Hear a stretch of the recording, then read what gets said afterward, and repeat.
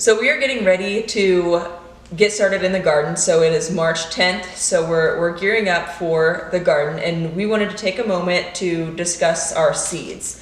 So when starting a garden, there are a plethora of decisions that need to be made, and one of those is to seed or not to seed. So to buy seeds and start them yourself, or go to a local greenhouse and buy the transplants already for you. We chose to buy our own seeds, and we did that for a couple of reasons. So when you buy your own seeds, you have a little bit more freedom, more choices of which seeds to buy, and you can be a little bit more picky, and then if something goes wrong, you probably have leftover seed. So I wanted to highlight some of the ones that we picked out. Usually when starting a garden, there's a couple easy crops to start with. Tomatoes are one of them. Peppers usually go out as a standard in a garden, and then lettuce, zucchini are some other ones, and then other easy crops to grow are green beans, sweet corn.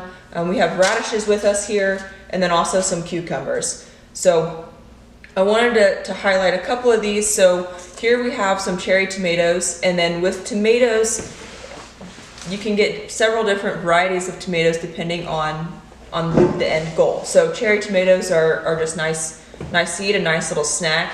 And then these other four here are heirloom tomatoes. So we're trying out these green zebras and this Grandma's Pick F1. Both are heirloom. That may be a little bit new to us, but we do know that we like the black Brandywine tomatoes. So we grabbed some seeds of that, and then also we have Virginia Sweets. We picked these tomatoes. Some of them are new for us and some of them are familiar favorites, so that's what we went with. Another one that I wanted to highlight here were the cucumbers. So we've got two different types of cucumbers.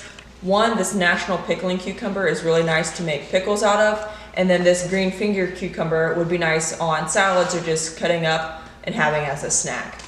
And then another thing I wanted to highlight here is you can buy several different types of lettuce, or you can buy the salad mix. Here in this mix we have a red salad leaf lettuce, a green leaf lettuce, butter crunch, a romaine variety. So this is just a really nice salad mix to throw in your garden. And then to pair with the lettuce, we also got a couple different types of radishes. We have a cherry bell radish and a French breakfast radish. Both will be great for slicing and putting on our salads here this summer. The main thing that we wanted to address today was when deciding on whether you want to seed or transplant, you want to think about what is your end goal for your garden and what do you have space for. So you want to think about planning out your garden, where do you want to put what, and then decide your seeds or your transplants from there. So we also have some flowers here. We got marigolds, and marigolds are really great for insect pest control and also rabbit control. So they have a scent that is not pleasant to certain insects and to rabbits. We got three different kinds of sunflowers, so I'll pull those up here for you. This is a chocolate cherry, so it's a deeper red, and then this is just the standard yellow sunflower, and then we got this teddy bear. These are for fun, but they'll also help with the pollinators, so the songbirds and the bees. They'll attract those to help pollinate the rest of our garden. We got some zinnias, again, to help with the pollination of our garden. So these are just the standard state fair zinnias, the very common ones that you'll see in cut flower bouquets or at a local garden center. Those are the ones you'll see. So I mentioned that starting your seeds, when you start the seeds, you have more options of which crops you can put into your garden. But with those more options comes a bit more work and some more planning. So we made these decisions a couple weeks ago, what seeds we wanted to put, or what plants we wanted to put in the garden. So now here this week, the second week of March, we're going to start putting these seeds into some soil and getting them started here inside.